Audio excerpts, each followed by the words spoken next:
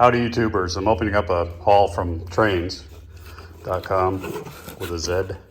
A couple things I'm going to do on the extension. I've used Tomar signals, which I love the detail of, but I want to also add dwarf signals. And I was looking at these and I was talking to the guys at Trains, and to be honest, I didn't really do much with fiber optics, but the brightness of these things and the look from a scale perspective, I find pretty good. And then you tag it with how easy it is to install. Basically, you just put the red and the green, and you could put, I think, up to 2 signals, if I'm not mistaken. And then what's even nicer is it connects with Iowa Scaled Engineering sensors. So these are track side. I want to see if I can exchange these for under the track so that they're less obtrusive. And so I'm going to do that where any tracks are entering the main. I'll have a dwarf signal that uses this fiber optic, and I'll use fiber optics for some other things too. I had some ideas where just using the fiber optic string. So I had them send me a couple extra packs. You can light buildings, but I want to do some other cool things too. Like at loading bay doors, often you'll see a red and green light for the trucks. I want to drill small holes and just put red, green. Put one of these sensors, so when a tractor trailer backs up to the door, it turns red. When it leaves, it's green. So if you have a truck there, it's red.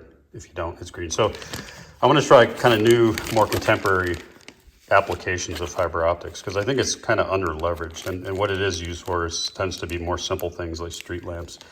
But I think combining it with technology like the Iowa Scale Engineering sensors that just plug right in here, and you plug the fiber optics, get the sensors in, boom, you're done. No electronics, no soldering.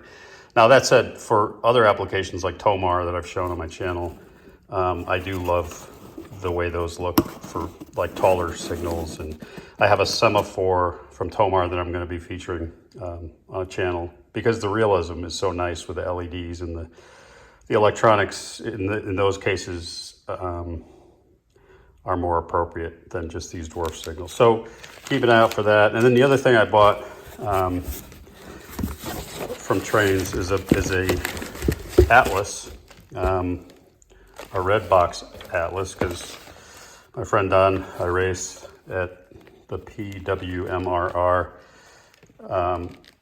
is the one who I bought my 2 original engines from, and he said as long as they're red box, they have the good drive system. So this is unopened, new, but I think it's older inventory. So I got it at a really good price. Trains has a lot of this kind of stuff. Actually, it's never been taken out of the box. I inspected the whole thing. So it's an Atlas, and there's no DCC, but Don, I'm gonna have Don install a Lokesound V5 and ditch lights, the top mounted ditch lights versus the ones down by the plow, because Don and I looked it up, and this era of CSX tended to have them up top. So he'll put them on the front and the back, and one of those 3D printed speakers to give it an extra kick with sound, and then the Lokesound 5 decoder, which I have on the other 2 engines, which is phenomenal, V5.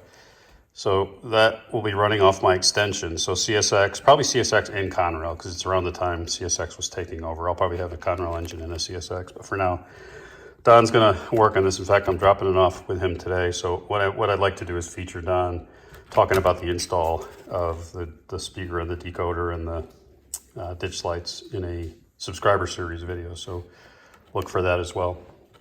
So anyway, 2 new hauls came today, and you'll see more of that on future videos.